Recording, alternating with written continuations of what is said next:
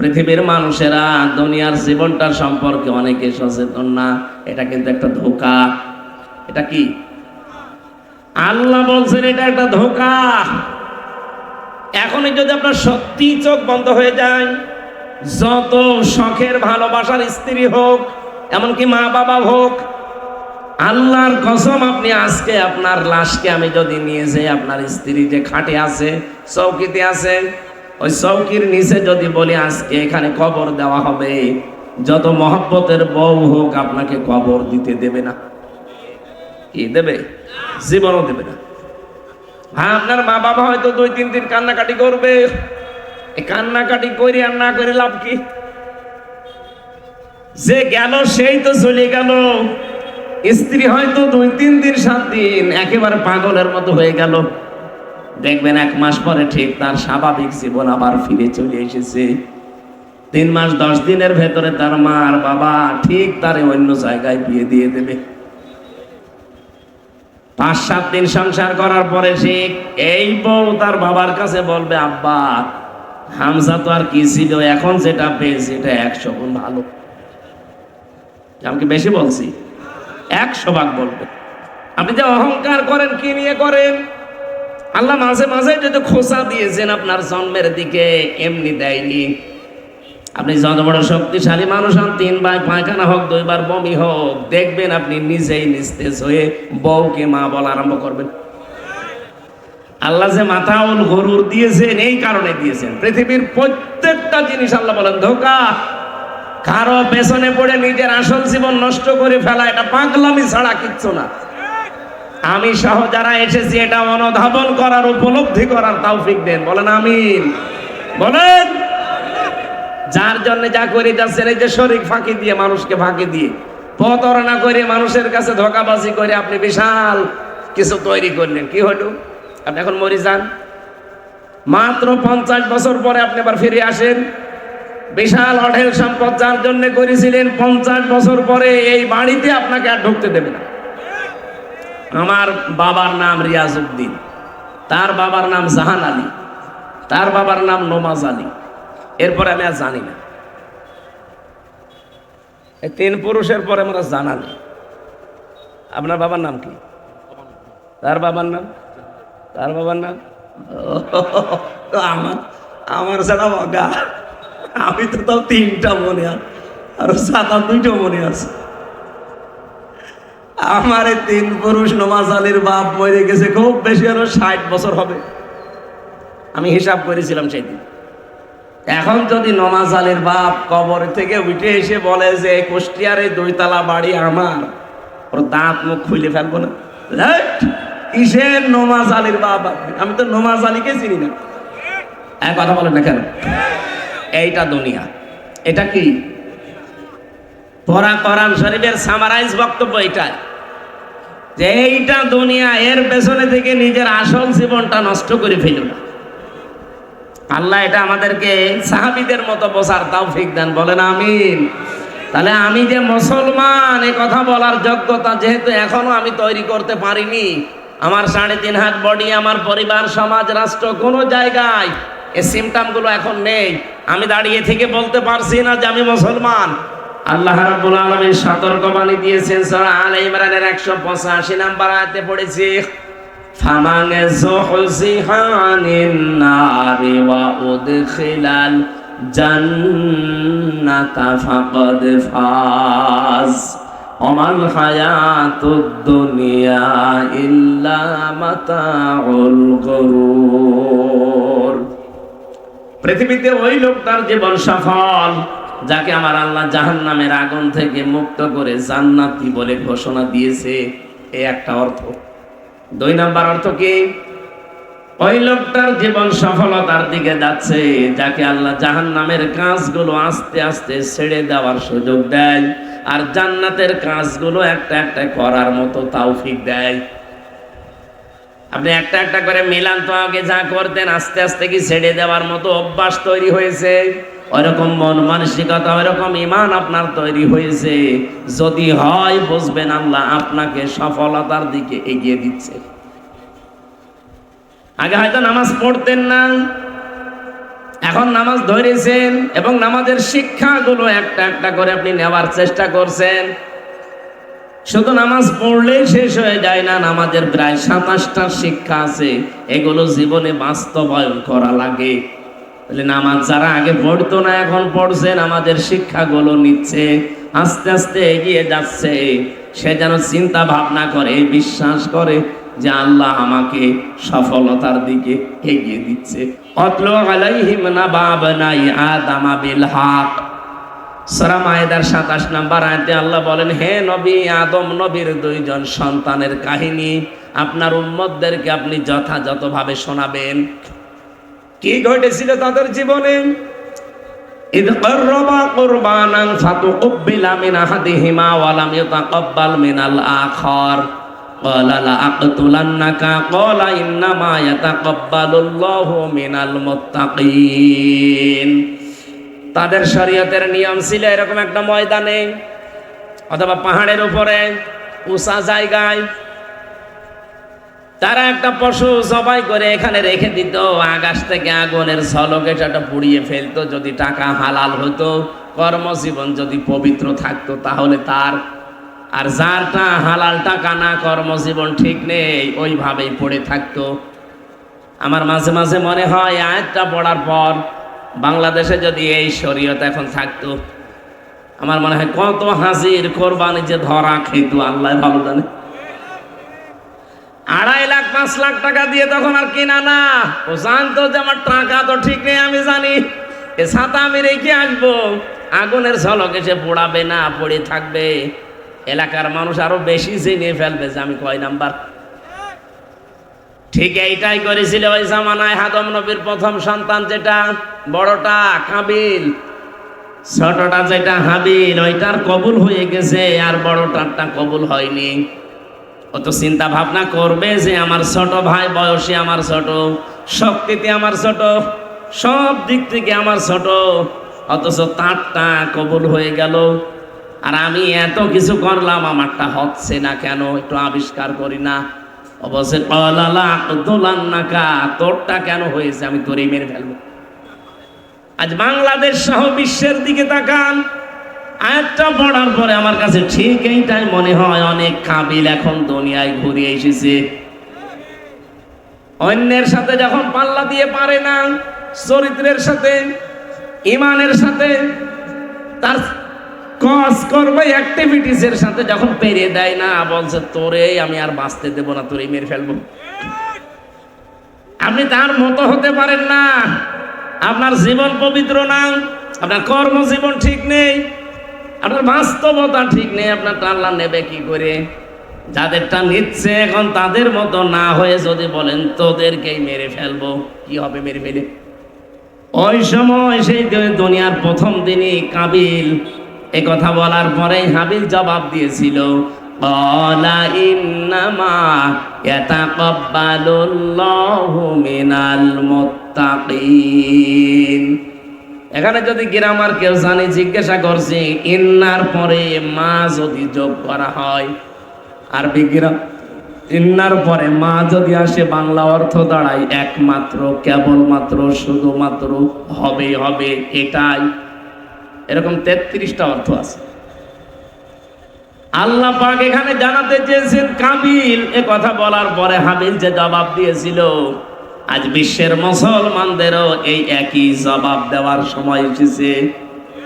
ও বলেছিল, ভাই আপনি বয়সে আমার বড়, আপনি দুনিয়ায় এসেছেন আমার আগে, শক্তিও আপনার শরীরে আমার চাইতে বেশি আছে, আপনার প্রভাব প্রতিও বেশি আছে, তাই বলে আপনি আমাকে মেরে ফেলবেন, আমারটা কবুল হয়েছে এই জন্যে, আমাকে মানুষ ভালোবাসে এই জন্যে।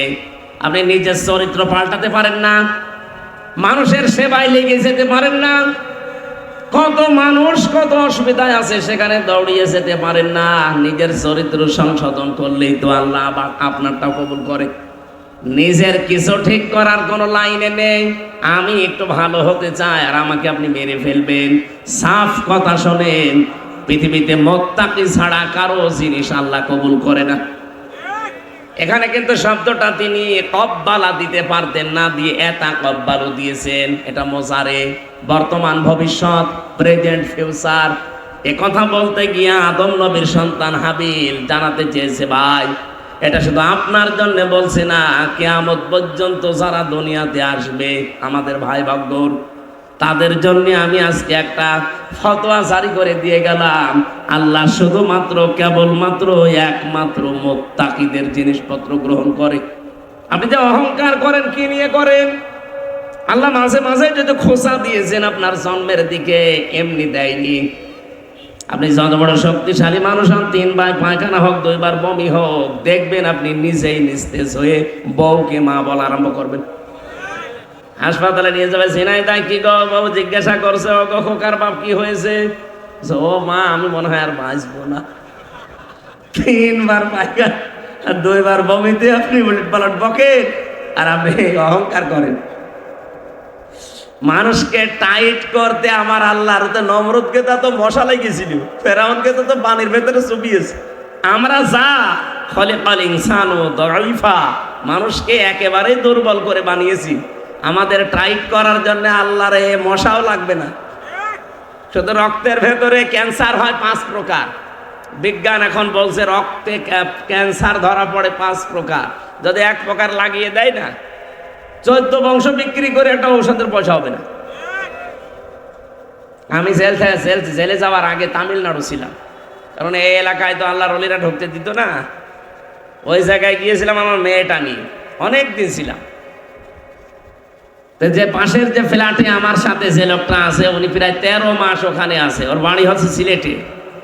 ওই দিন দেখছেন কাঁদছে, নামাজে যাবে কাঁদতেছে। কি হয়েছে ভাই? বলছে রিপোর্ট দিয়েছে। রিপোর্ট দিয়েছে, আপনি কাঁদেন কেন? 13 মাস এখানে আমি আছি, আমার 1 কোটির উপরে টাকা অলরেডি খরচ হয়ে গেছে। আজকে ডাক্তার রিপোর্ট দিয়েছে আমার রক্তের ভেতরে যে 5 প্রকার ক্যান্সার হয়, তার ভেতরে 1 প্রকার ধরা পড়েছে। আমি আর নাকি বেশি দিন বাঁচবো না। দুনিয়ার সম্পর্কে এখন ভারী মায়া লাগছে, এই জন্য কান্না। কি হয়েছিল? বলছে পায়ের নিচে আমার একটা ফোসকুড়ি হয়েছিল, ওটা আমি সিলেটে দেখালাম, ওখান থেকে পাঠালো ঢাকায়, ঢাকাতে দেখালাম, ওখান থেকে পাঠালো ভারতে কলকাতায়, কলকাতায় দেখানোর পরে ওখান থেকে আমার পাঠিয়েছে একেবারে তামিলনাড়ু ভ্যালোরে। 13 মাস চিকিৎসা নিচ্ছিলাম। ডাক্তার আজকে খ্রিস্টান। পরবর্তীতে রিপোর্ট নিয়ে ওনার সাথে আমি গিয়েছিলাম, আমার মেয়েটাকেও গিয়েছে তার কাছে। টকিং করার সময় জিজ্ঞাসা করলাম ডাক্তারকে যে এই রোগটা আসলে হয়েছে কি, কি সোর্সে। খ্রিস্টান ডাক্তার ইংরেজিতে আমার এই কথাই জানিয়েছে। ওখানে দেখলাম কোরআনের আয়াতের একটা ইংরেজি ভাব অর্থ লেখা আছে। আমি তো পড়েই বুঝে ফেলেছি যে কোরআনের আয়াত। আল্লাহ রাব্বুল আলামিন জানিয়েছেন, ওয়ালাল্লাইলা লিবাসা, হে পৃথিবীর মানুষের, আর রাত আমি বানিয়েছি মানুষের জন্য পোশাক। রাত কি? এই যে রাতটা পোশাক বানিয়ে দিয়েছি, পোশাকের কাজ কি? মানুষকে জড়িয়ে থাকবে। এই জন্য দেখবেন 24 ঘন্টার ভেতরে 12 ঘন্টা আলো, 12 ঘন্টা অন্ধকার। এটা এমনি দেয়নি। 2 কোটির উপরে আমাদের এই শরীরের ভেতরে পশম আছে, লোম বলে যেটা। এই প্রতিটি লোম দিয়ে 12 ঘন্টা অন্ধকার আর 12 ঘন্টা আলো প্রবেশ করে। এই লোকটার এই রক্তের ভেতরে ক্যান্সার হওয়ার পেছনে কারণ হচ্ছে ও সারাদিন তো আলোয় থাকে, লোম দিয়ে তো আলো প্রবেশ করেছে। রাতের বেলা টিভির আলো, মোবাইল আলো, এরপরে কম্পিউটারের আলো, এমনকি অনেকে লাইট জ্বালিয়ে ঘুমায়। এই আলোগুলো তখন প্রবেশ করেছে। দিনের বেলায় আলো, রাতের বেলায় আলো, অন্ধকার তো প্রবেশ করতে পারেনি শরীরে। এই যে রক্তের ভেতরে যে 5 প্রকার ক্যান্সার দেখা দেয়, তারপরে 1 প্রকার এইটার জন্য হয়। অথচ এই হাদিসটা উনি যে আয়াত লিখেছে, আয়াতের ইংরেজি অনুবাদ লিখেছে, ভাব অর্থ লেখা আছে। ওখানে আমি ওনাকে হাদিস শুনিয়েছিলাম যে কথা, আমাদের ধর্মের যিনি প্রচারক, উনি তো খ্রিস্টান, আমাদের ধর্মের যিনি প্রচারক, আমরা যাকে প্রফেট বলে জানি, মুহাম্মদুর রাসূলুল্লাহ, এই আপনি যে লিখলেন এখানে ভাবার্থ, এই কথাটা 1500 বছর আগে জানিয়েছে যে উম্মতেরা রাতের বেলা যখন ঘুমাবে তখন লাইট বাতি এই আলো বন্ধ করে ঘুমাইও। নবীজি হয়তো বলেছিলেন এই কথা না যে পশম দিয়ে আলো প্রবেশ করে, অন্ধকার প্রবেশ করে, এটা বলেননি। কিন্তু বিজ্ঞান এখন বুঝতে পারছে যে কেন প্রবেশ করে। বিজ্ঞানের ওই সময় যদি ১৫০০ বছর আগে এত উৎকর্ষ হয়ে যেত, নবীজি এই কথাও বলেছিলেন। কি বুঝলেন এখান থেকে? মানুষকে টাইট করতে আল্লাহকে এখন কামান ফিট করা লাগবে। এখানে আপনি বসে আছেন, প্যারালাইজড আল্লাহ করে দিতে পারে, আপনি এখন আর বাড়িও যেতে পারবেন না, বসে থাকা লাগবে। এই জন্যে শুধু কোরবানি আসবে আর একটা ২.৫ লাখ টাকার গরু জবাই করে খেয়ে ফেলবেন না। আল্লাহ বলতে চান তোর ভেতরের পশুত্ব, হিংসা, অহংকার, দাম্ভিকতা, রিয়া, মানুষ দেখানো, যেটা এইটাও আজকে জবাই কর।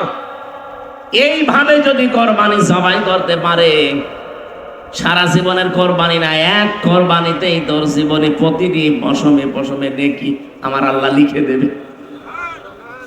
রব্বুল আলামিন বলেন, আমার কাছে তোমাদের কোরবানির রক্ত, গোশত, চর্বি, চামড়া একটাও পৌঁছায় না, পৌঁছায় শুধু তোমাদের মনের ভেতরের যে তাকওয়া আছে এইটা। আপনি আসলে কতটুকু সচেতন হতে পারছেন আল্লাহ সম্পর্কে, ইসলাম সম্পর্কে, আপনার জীবন সম্পর্কে কতটুকু সচেতন আপনি, নাকি এভাবে ঈশ্বরতে গা ভাসিয়ে চলবেন? وَإِذْ قَالَ إِبْرَاهِيمُ لِأَبِيهِ آزَرَ أَتَتَّخِذُ أَصْنَامًا آلِهَةً। হযরত ইব্রাহিমের কথা আল্লাহ বলেন, একটু স্মরণ করো পৃথিবীর মানুষেরা। যখন সে তার বাবাকে ডাক দিয়ে বলেছিল, হে আমার পিতা আজর, আতাত্তাখিযু আসনামান আলিহা, এই যে বড় বড় মূর্তিগুলো আপনি নিজে দেখি আপনি হাতে করে বানান। আজর শব্দের শাব্দিক অর্থ মূর্তি বানানেওয়ালা, ও নিজে বানাতো। আর একটা নাম ছিল তার তারিক, নিজে বানিয়ে বানিয়ে ওগুলো আবার সাপ্লাই দিত বাজারে। মূর্তির ব্যবসা ছিল ইব্রাহিম নবীর বাবার। আপনি নিজে এগুলো বানান, নিজেই তার সামনে দেখে মাঝে মাঝে মাথা নত করেন, কি যেন মনে মনে বলেন তার কাছে, এগুলো কি আপনি ইলাহ মনে করেন নাকি? ইন্নী আরাকা ওয়া কওমাকা ফি যালালিম মুবিন, আমি তো আপনাকে আর আপনার এই জাতির লোকদেরকে একটা স্পষ্ট বিভ্রান্তির ভেতরে দেখতে পাচ্ছি। আল্লাহ পাক বলেন, এই কথা ইব্রাহিম কেন বলেছিল জানো? ওয়াকাযালিকা নুরি ইব্রাহিমা মালাকুতাস সামাওয়াতি ওয়াল আরদ ওয়া লিয়াকুনা মিনাল মুকিনিন। রব্বুল আলামিন বলেন, আমি নিজে তাকে দেখিয়েছিলাম আকাশ আর জমিনের রাজত্ব কি করে চালাতে হয়। আমি নিজে তাকে এগুলো, এই জ্ঞানগুলো তাকে দেখিয়েছি, আবার শিখিয়েছি। শুধু দেখিয়েছি না, এই দেখার পরে ইব্রাহিম আলাইহিস সালাম দৃঢ় বিশ্বাসীদের অন্তর্ভুক্ত হয়ে গেছে। আল্লাহর নবী ইব্রাহিম কিন্তু খোঁজ করে, অনুসন্ধান করে আল্লাহকে পেয়েছিলেন। আমাদের মতো কেউ দেখিয়ে দিয়েছে তা না, তিনি খোঁজ করেছিলেন। আল্লাহ এখানে 3টা উদাহরণ একটার পরে একটা দিয়েছেন। ইব্রাহিম নবীর আয়াত থেকে আমি জীবনী পড়ে দেখেছি 50টা পরীক্ষা আমার আল্লাহ তাকে দুনিয়ায় করেছিলেন। একটা পরীক্ষায় আমাদের জাতির পিতা ফেল করেননি, প্রত্যেকটা পরীক্ষায় তিনি পাশ করেছিলেন। আয়াতের ভেতরে 3টা পরীক্ষা অলরেডি হয়েছে। আপনি দেখেন, আমি যে কথা শিক্ষা এখান থেকে দিতে চাই আপনাদের, জাতির পিতা ইব্রাহিম নবী খোঁজ করে, অনুসন্ধান করে করে আল্লাহকে পেয়েছিলেন। আর আমাদেরকে চোখে আঙ্গুল দিয়ে হক দেখিয়ে দিল, আমরা মানতে চাই না। ভালো করে খেয়াল করেন, ইব্রাহিম নবীকে আল্লাহ যত নাম দিয়েছেন, খলিল, সিদ্দিক, আল্লাহর নবী মুহাম্মদ রাসূলুল্লাহকে আল্লাহ নাম দিয়েছিলেন 33টা, আর খলিল ইব্রাহিমকে আল্লাহ গুরুত্বপূর্ণ নাম দিয়েছিলেন 2টা, একটা খলিল আর একটা সিদ্দিক। এটা সূরা মারিয়ামের 41 নম্বর আয়াতে আপনি এই তথ্যটা পাবেন। ওয়াজকুর ফিল কিতাবি ইব্রাহিমা ইন্নাহু কানা সিদ্দিকান নাবিয়্যা। এই কিতাবের ভেতরে আমি ইব্রাহিমের আলোচনা দিলাম। নিশ্চয় সে ছিল 1 নম্বরে সিদ্দিক, সত্যনিষ্ঠ, এবং 2 নম্বরে সে ছিল নবী। ও বাংলার মুসলমানেরা, এখান থেকে আর একটা শিক্ষা আমি পেয়েছি, যে শুধু সত্য কথা বললেই সত্যবাদী মানুষ হয় না। সত্যকে সত্য জানার পর দ্বিধাহীন চিত্তে পৃথিবীর সব কিছুকে দুপায়ে ঠেলে দিয়ে যারা সত্যকে সত্য জানার পরে চিন্তা ভাবনা বাদ দিয়ে যারা মেনে নিতে পারে এরাই হচ্ছে সিদ্দিক। আপনি কথা বোঝেননি, এদিকে তাকান। সিদ্দিক মানে সত্য কথা বললে সিদ্দিক হয় না। কিয়ামতের দিন যেহেতু 4 প্রকারের যে কোনো এক প্রকার মানুষের সাথে আপনাকে ওঠা লাগবে। মিনান নাবিয়িনা ওয়াস-সিদ্দিকিনা ওয়াশ-শুহাদা ওয়াস-সালিহিন।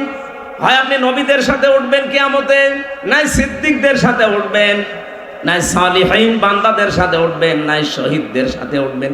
এর বাইরে আর কোনো লোক নেই, কাতারও নেই। যদি এর বাইরে কোনো কাতারে আপনি চলে যায়, আপনি জাহান্নামী। তাহলে 1 নাম্বার নবীদের কাতারে ওঠা সম্ভব না, কারণ কাতারে শুধু নবীরা থাকবে। 2 নম্বরে সিদ্দিকদের কাতারে উঠতে চাই, যেহেতু জাতির পিতা সিদ্দিক ছিলেন। সিদ্দিক মানে শুধু সত্য কথা বললেই মানুষ সিদ্দিক হয় না। সিদ্দিক মানে এই পৃথিবীতে যারা সত্যকে সত্য জানার পর অনেক কিছু ছাড় দেওয়া লাগবে এটা গ্রহণ করতে গেলে, তারপরও সব কিছুকে দোপায় দিলে দ্বিধাহীন চিত্তে যারা সত্যকে মেনে নিতে পারে এরাই হচ্ছে সিদ্দিক। আবু বকর সিদ্দিক তার এমনি হয়নি। মেরাজের মতো এত বড় আশ্চর্য কাহিনী, যেখানে আল্লাহ পর্যন্ত নিজে আশ্চর্য বোধ করেছেন যে সুবহানাল্লাযী আসরা বিআবদিহি। সুবহান মানে আশ্চর্য, সুবহান মানে কি? এই ঘটনাটা এত বেশি আশ্চর্য, মেরাজের কাহিনী। আল্লাহ বলেন আমি নিজে বলতে গিয়ে সুবহান ব্যবহার করলাম। আবু জাহেল তো বিশ্বাসই করে না, আর পাগল বলেছে নবীকে।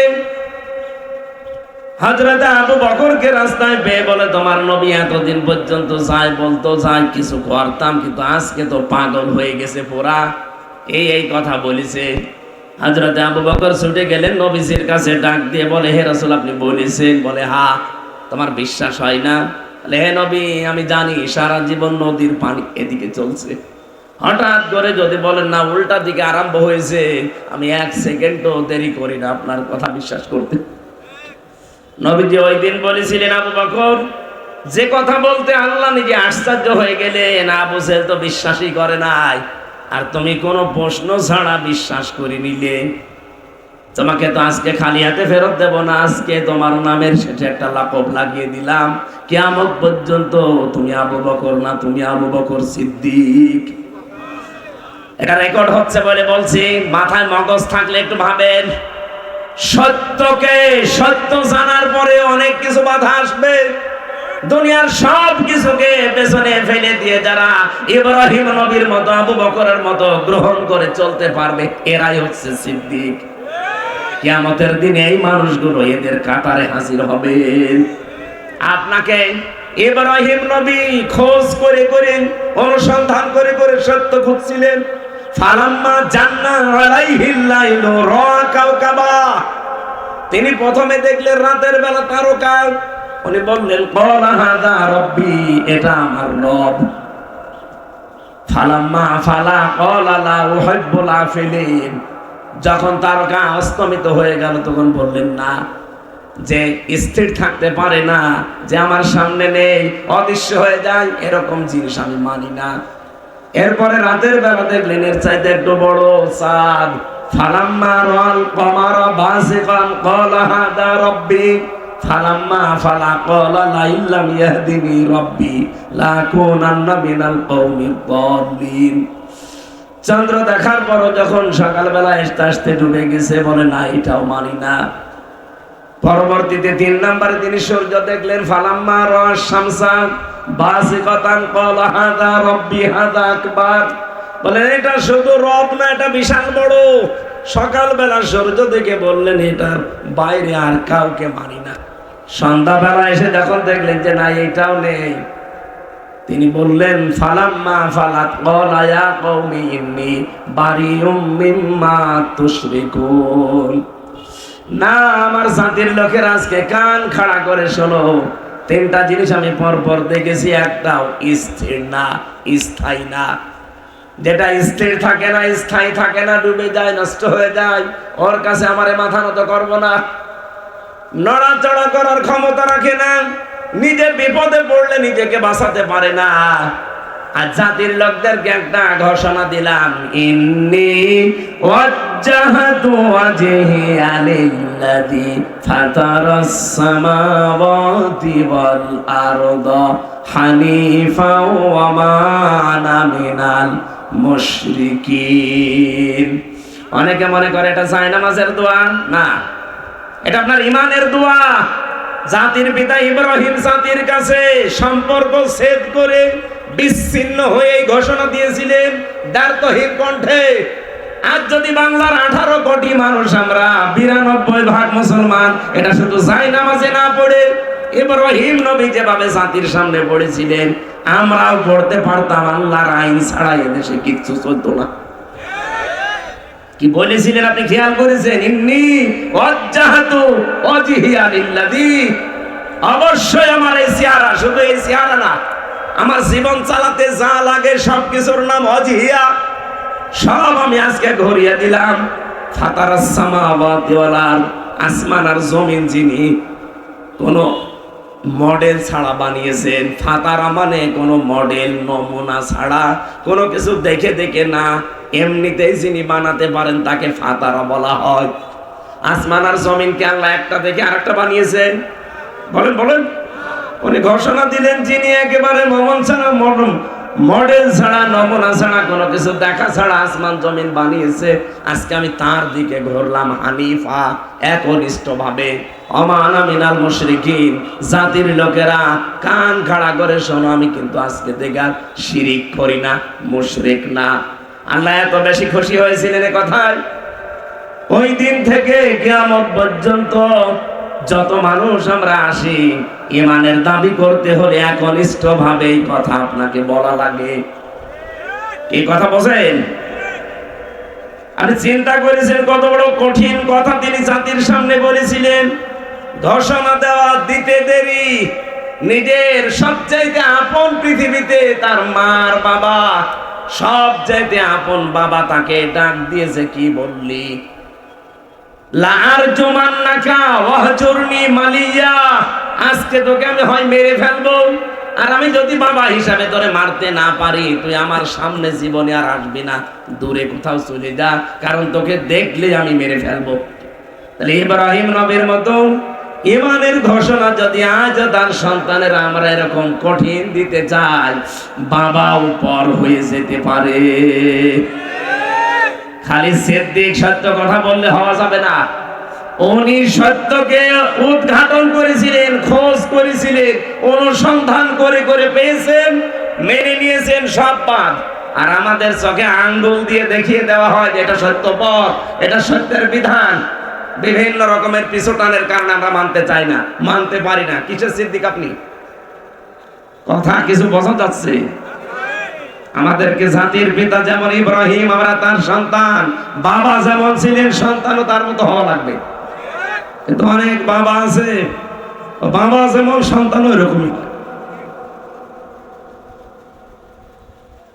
হযরত ইব্রাহিম নবী আলাইহিস সালামকে আমার আল্লাহ 50টা পরীক্ষার ভেতরে সবচাইতে গুরুত্বপূর্ণ অর্থবহ পরীক্ষা ছিল কোরবানি দেওয়া সন্তানকে।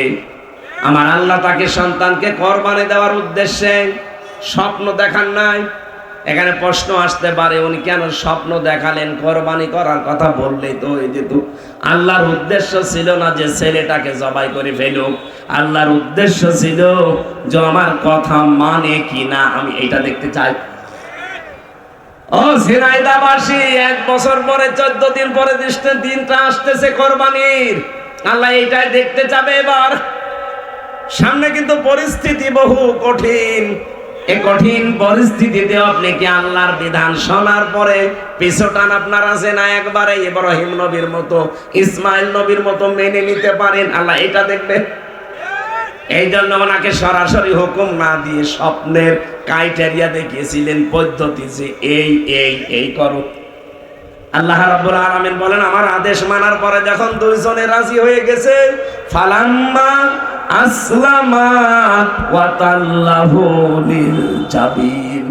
আসলামা দিয়ে বচন আছে, যারা কোরআন শরীফ পড়ে বোঝে তাদেরকে হালকা টাচ দিচ্ছে। কেন আল্লাহ আসলামা দিলেন?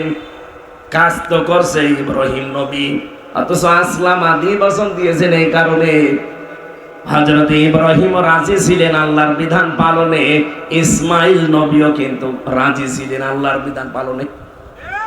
ইব্রাহিম যদি বলতেন ৮৬ বছর বয়সে পেয়েছি সন্তান, আমি জবাই করব না, আল্লাহর বিধান পালন হইতো। ইসমাইল নবী যদি বলতেন ১৩ বছর খোঁজ নেননি, এখন এসেছেন বাবার দায়িত্ব নিয়ে জবাই করতে, আমি দৌড় দিলাম, হয়তো। কি বুঝলেন এখানে? এই দেশে ১৮ কোটি মানুষ, আমরা এখন ১৬২৮ জন মানুষ দায়িত্ব পালন করছে। আমরা চাই এই কোরবানিতে ১৬২৮ জন মানুষ ইব্রাহিম নবীর ভূমিকা পালন করবে। অভিভাবক যেভাবে পালন করা লাগে তারাই করবে। দেশকে বহির্শত্রু থেকে বাঁচাবে, মনোমালিন্য থেকে। আমাদের এই ভেতরে যে ছোটখাটো বিষয় চলছে এগুলো সব তারা কন্ট্রোল করবে এই ১৩ দিনে। আর আমরা যারা ১৮ কোটি জনগণ আছি, আমরা ইসমাইলের ভূমিকায় জীবনও যদি দিতে হয় ইসলামের জন্য, দেশের জন্য দিয়ে দেব। দায়িত্বশীল মানুষগুলো ইব্রাহিমের ভূমিকায় আসুক। জনগণ আমরা যদি ইসমাইলের ভূমিকায় আসতে পারি, আল্লাহর কসম ১৩ দিন পরে আল্লাহর বিধান আমরা এই দেশে দেখতে পারবো। এই কথার অর্থ বোঝেন? খালি জবাই করে কোরবানি খেয়ে চলে যাবেন না। ইব্রাহিম নবী এরকম ৫০টা পরীক্ষা দিয়ে দিয়ে যদি তিনি পাশ করতে পারেন, আমাদের একটা পরীক্ষা আসতেছে, এই পরীক্ষায় পাশ করা যাবে না? বলেন বলেন। সম্মানিত মা বোন যারা এসেছেন, আপনাদের জন্য একটাই মাত্র ওয়াজ আমি করি, আর এটা খুব দরকার। জীবনে খাদিজাতুল কুবরার জীবনী আমি কমপক্ষে ১০ বার হলেও পড়েছি, ১০ বার বিশ্ববিদ্যালয়ে থাকাকালীন। তারপর জীবন পড়ে দেখেছি কোনদিন তিনি এক ওয়াক্ত নামাজ পড়েন না, একটা রোজা রাখেননি জীবনে, কোনোদিন না। একদিনের জন্য পর্দায় ছিলেন না, একটা টাকা যাকাত দেননি, একবারের জন্য হজ করেননি। অথচ মহান আল্লাহ এই পৃথিবীতে ২ জন মহিলাকে আল্লাহ সালাম দিয়েছেন, একজন আসিয়াকে আর একজন খাদিজাকে। কিন্তু ২ নাম্বারের বিষয়, আল্লাহ জান্নাতে ঘর তৈরি করে এই দুনিয়াতে ২ জন মহিলাকে সুসংবাদ দিয়েছেন। তার ভেতরে একজন হযরতে খাদিজাতুল কুবরাকে জান্নাতে ঘর বানিয়ে তিনি সুসংবাদ পাঠিয়েছেন। আর একজন মহিলা যার নাম বললাম আসিয়া, এই মহিলাকে আল্লাহ জান্নাতে ঘর বানিয়ে সুসংবাদ পাঠাননি। উনি নিজে চেয়ে নিয়েছিলেন, আল্লাহ তুমি আমাকে জান্নাতে এমন একটা ঘর বানিয়ে দাও যেখানে বসে তোমারে দেখা যায়। এই ২ জন মহিলার জীবনী পড়ে আমি পেয়েছি ২ জনেই স্বামী সংক্রান্ত বিষয়। আসিয়ার স্বামী ছিল পৃথিবীর নিকৃষ্ট মানুষ ফেরাউন। এই কথা বলেন না কেন? এর অত্যাচারে নির্যাতনে জর্জরিত হওয়ার পরে আল্লাহ খুশি হয়েছিলেন। আর একজনের স্বামী ছিল পৃথিবীর শ্রেষ্ঠ মানুষ মুহাম্মাদুর, বলেন বলেন। ওনাকে আল্লাহ সালাম দিলেন আসিয়াকে, আর জান্নাতে উনি বনার পরে ঘর বানালেন। আর খাদিজাকে আল্লাহ শুধু সালামই দেননি, নিজে ঘর জান্নাতে বানিয়ে সুসংবাদ পাঠিয়েছেন। মা বোনেরা যারা এসেছেন, শুধু নামাজ পড়া, রোজা রাখার, কালো বোরকা পরা ইবাদত না। খাদিজা জীবনে নামাজ পড়লো না, রোজা রাখলো না, একদিনের জন্য পর্দা ছিল না, তাকে আল্লাহ জান্নাত দিল কেন? একটা কারণ পেয়েছি তার জীবনীতে, জীবনে কোনো দিনে একদিনের জন্য স্বামীর মনে তিনি দুঃখ দেননি। এরকম বউ তো এখন ঘরে ঘরে। এখানে একটা স্বামী বলতে পারবেন যে জীবনে আমার বউ ১ সেকেন্ডের জন্য আমাকে কোনোদিন দুঃখ দেয়নি? একটা স্বামী হাত তোলেন তো। মুরব্বী, আমার বউ আছে না? ঠিক আছে, আচ্ছা ঠিক আছে। এ তো মনে আছে যে মানে সে ভোর নিয়ে বসবাস করছে। আলহামদুলিল্লাহ। আপনার বাড়ি আমি যাবো, যাবো। ও ভালো বউ পেয়েছে। এটা কি আপনার? ও, ওনার ছেলে। যাক, একজন শুধু আছে, এই প্রধান অতিথি হাত তুলতে পারিনি, আমিও পারিনি, কারণ মিথ্যা কথা বলবো কি করে? দুঃখ আমি পেয়েছি, আমি হাত তুলবো কেন? না, সম্মানিত মা বোন যারা বিভিন্ন জায়গায় বসে আছেন, দেখেন মাত্র একটা বুড়ো হাত তুলল। আর বাকি আমরা কি স্বামী? আপনারা না, খাদিজাতুল কুবরার জীবনী অনুসরণ হচ্ছে না। আমি জেলখানায় বসে বসে কয়েকটা জিনিস করেছিলাম। ওরা তো 24 ঘন্টা আমারে তালা লাগিয়ে রেখেছিল, কেউ আমার সাথে কেউ কথাও বলতো না। আবার সিসি ক্যামেরা দেওয়া, কেউ তাকাবে ওর নামে রিপোর্ট হয়ে যাবে। খুব কষ্ট করে ওই যে আদালত থেকে যখন নিয়ে যেত, মাঝে মাঝে বিভিন্ন কায়দায় কলম পৃষ্ঠা মিষ্ঠা নিয়ে যেতাম এই দৃশ্যগুলো দেখে। কারণ অধিকাংশ মানুষ আজ বর কারণে জেল খাটতেছে, পারিবারিক জীবনে শান্তি নেই, অশান্তি শুধু মেয়েদের এই ছোট মনের কারণে, বউ আর শাশুড়ির ছোট মনের কারণে স্বামীগুলো আজ মানসিক রোগী হয়ে যাচ্ছে। এই কথা বলেন না কেন? এই জন্য আপনাদের উদার মন চায় আমরা, বিশেষ করে শাশুড়ি আর বউ কি নিয়ে গন্ডগোল করেন আপনি? ওই হয়তো শাশুড়িকে কিনে দিয়েছেন 800 টাকা দিয়ে শাড়ি, বউকে 200 টাকা, একটু বেশি 1000 টাকা, এই নিয়ে গন্ডগোল পরিবারে। মাও কথা বলে না ছেলের সাথে, বউ তো কয়েকদিন পরে বউ বন্ধ করে দেয়। না, এতটুকু ছাড় দিতে পারেন না আপনি, শাশুড়ি, আপনি মা। এরপরে বৌমা যারা আছে এরাও স্যাক্রিফাইস করতে পারছে না। কেন মনে করেন নামাজ পড়ি, রোজা রাখি, আমি কালো বোরকা পরি, আমি জান্নাত যাবো না? মানে কিসের জান্নাত আপনার? আপনি পরিবারে যে লোকটার সাথে থাকেন ও কি মানুষ? ওকে তো আপনি সে কি বানিয়ে রেখেছেন? মনটা একটু উদার করবেন। এই ন্যারো মাইন্ডের কারণে সমস্যা হয়ে যাচ্ছে, ব্রড মাইন্ডের হওয়া লাগবে। মেয়েদেরকে আল্লাহ খাদিজার মতো যেন বানিয়ে দেন, বলেন আমিন। এটা নিয়ে লিখেছিলাম যে কি করে পরিবারের শান্তি নিয়ে আসা যায়। এরকম একটা বই আছে আমার গাড়িতে, নিয়ে বউকে, মেয়েকে, মাকে, ফুফুকে পড়াবেন, মেয়েদের কাজে লাগবে। আল্লাহ রাব্বুল আলামিন আমাদের মেয়েদেরকে যে 6 জন মেয়েকে আদর্শ বানিয়েছেন পৃথিবীতে মুসলিম মেয়েদের, তার ভেতরে খাদিজা একজন। তাকে অনুসরণ করার তৌফিক কামনা করছি, আল্লাহ যেন দান করেন মেয়েদের, বলেন আমিন। আমরা যে কোরবানির শিক্ষা হালকা পেয়েছি, এই জীবনে যতদিন কোরবানি আমরা করব, আমাদের শুধু পশু কোরবানি উদ্দেশ্য হবে না। আমাদের জাতির পিতা যা যা করেছিলেন ইমানের উপরে টিকে থাকতে গিয়ে কোরবানিতে, আমাদের এইগুলো যদি সামনে আসে, সামনে যদি সত্যকে সত্য বলে আঁকড়িয়ে ধরার জন্য বাবা মা বাদ দেওয়া লাগে, ইব্রাহিমের মতো বাদ দেওয়া লাগবে। যদি দল বাদ দেওয়া লাগে, ওই দলও বাদ দেওয়া লাগবে। এই কথা বলে না কেন? তাহলে কিয়ামতের দিন সিদ্দিকীন, সত্যবাদী, তাদের সাথে উঠতে পারবেন। আল্লাহ আমাকে সহ প্রত্যেককে এরকম মন মানসিকতা এবং ঈমান দান করেন, আমিন। যে যুবকের আজকের আয়োজনে আনসাম দিয়েছেন, প্রচন্ড গরম তো, আর আমার গলাও বসে গেছে। আজকের মতো আমি মোনাজাতে শেষ করছি। প্রধান অতিথি আপনাদের সালাম দেবেন, সভাপতিতে কথা বলেছেন। এরপর একটা মোনাজাত দরবার, এই যে বই আছে 3টা আমার এখানে মনে হয়, যাওয়ার সময় সৃষ্টি নামে একটা বই আছে, একটা শিক্ষিত মানুষরা নেবেন, অনেক তথ্য দেওয়া আছে। আর ওই পারিবারিক জীবনে মেয়েদের জন্য একটা আছে, ওটা নিয়েছেন, ওই গাড়িতে আছে। প্রধান অতিথি কই? এই মাইকটা দেন, একটু পরিচিত হোক, সালাম দিক। এরপর আমরা মোনাজাত করে দেবো। আপনারা ভাই বসেন বসেন।